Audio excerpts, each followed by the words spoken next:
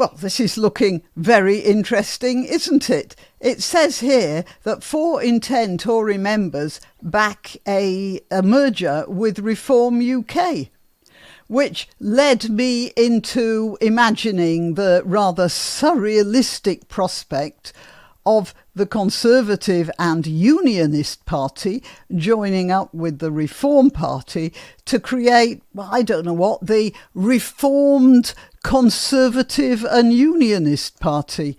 A bit sort of like a rerun of Tony Blair's rebranding of Labour to New Labour. Well, it fooled some people, didn't it?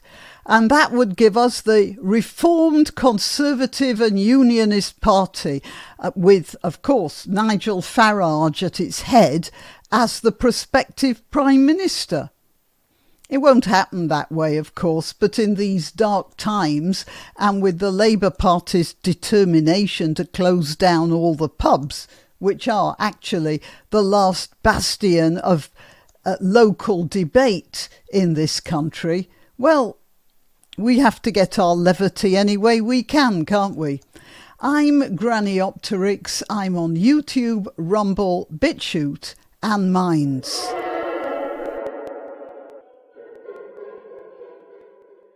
So, a lot of Conservative Party members did vote Reform, and the Conservatives certainly have to take that into account when they're thinking about their future support. This is the subheader here.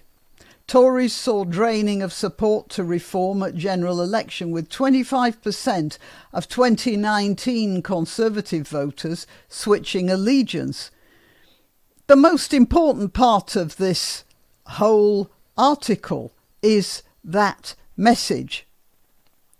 And the drain happened because the Conservative, or the erstwhile Conservatives, saw that the Conservative Parliamentary Party was not doing the job they had promised to do and for which they'd been elected. So they gave them a kicking, and that's what democracy is all about. Unfortunately, our democracy is now standing on the edge of a precipice. I don't know whether anyone's noticed, but even though school's out for the summer, the Labour Party has been making a lot of outrageous announcements, and there's hardly a peep about any of them from the Conservative Party. And it's starting with a war against the working classes. I mean, we've seen what's been going on with all the arrests. And I've just been reminded of an interview with Keir Starmer. He was talking about the working classes, and he was asked by the interviewer to define who the working classes are. And he couldn't. He waffled a bit, but he couldn't come up with anything really serious. I was reminded of a comment made about Sidney and Beatrice Webb, the founders of the Fabian Society and the philosophical parents of the modern Labour movement. The comment was that although the Webbs were always banging on about the working classes as a sort of general idea, in fact, they absolutely loathed the working classes if they happened upon any representative of that group in person. Anyway, back to Keir Starmer's interview. What actually are the working classes, he was asked. And so I'm thinking 2 trades that are still considered working class are plumbing and electrical work. And so far as I know, many plumbers and electricians make a far better living than I ever made, or even that I and my husband combined ever made. I remember one plumber telling me about his ski holiday he was having over Christmas. We couldn't afford stuff like that. Starmer bumbled about a bit, but in the end he managed to sort of imply that the working classes were people who didn't have any savings. And yeah, that brought to my attention the idea, his idea of the working classes is people who depend upon the state for everything in their safety net. That's really what he meant. He didn't mean the working classes, or that rather the working classes which you could broadly say are people who work with their hands in some way, trades. You know, after all, his father was a toolmaker, wasn't he? No, what Starmer was talking about was clients.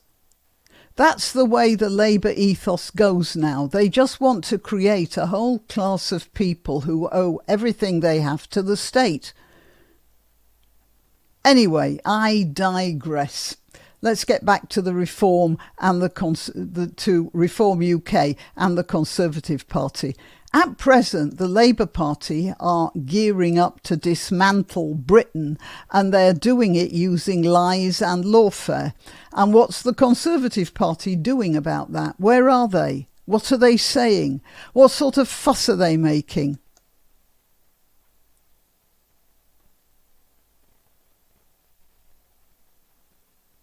Yeah, silence. And that's because there's no leader anymore. It's the political equivalent of a headless chicken at the moment. Of course, the nominal head of the party is still supposed to be Rishi Sunak, but nobody, well, at least I think nobody, either in the parliamentary party or in the local associations, nobody's going to forgive Sunak for being the Frank Spencer of British politics. If you're an American and don't know who Frank Spencer is, just Google the name. Back to Sunak. Oh, he thought he was being so clever, that rich kid, parachuted into a safe seat and then launched up the party hierarchy like a beach ball on a geyser. He never had to fight for any position at any time in his political life.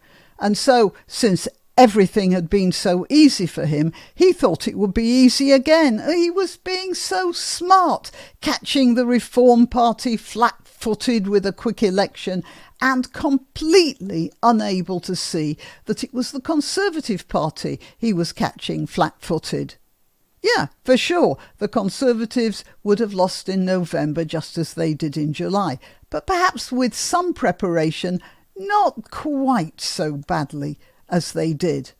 And so, with a few more seats, with a chance of being an opposition rather than a minority party in the corner somewhere, they might have had some effect.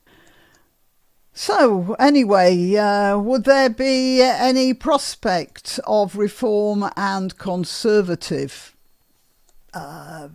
merging together? Well, I don't think so. Quite frankly, I don't think Reform would want to be associated with the toxicity of the present Conservative Party. I haven't, and I doubt anyone else has. I haven't forgotten how they ditched Liz Truss because they wanted Sunak instead. I haven't forgotten how they engineered a palace coup and ganged up to destroy her ideas of a free market, Euro-free Britain. That was our last chance. And Hunt and Gove just blew it out of the water. And I haven't forgotten that. And how could anyone who's aware of that stay with the Conservatives now? No. And I shouldn't think that the Reform wants to be associated with that lot. And the only result will be not that Reform will merge with the Conservatives, but over time, Conservatives will drift away to Reform. And you know, I disagree with a lot of Reform's policies. I don't even like them that much. But that's what's most likely to happen. And when they do, perhaps we'll see at least the beginnings of a proper opposition. I'm hoping that the upcoming council elections will forge a path in that direction. Okay, till next time. You can help my channel by subscribing and clicking the notification bell. That's quite important. And by sharing if you're so inclined. Links to my other channels and to donation methods are in the description. But the best way you can help is simply by clicking like and notify. Thank you.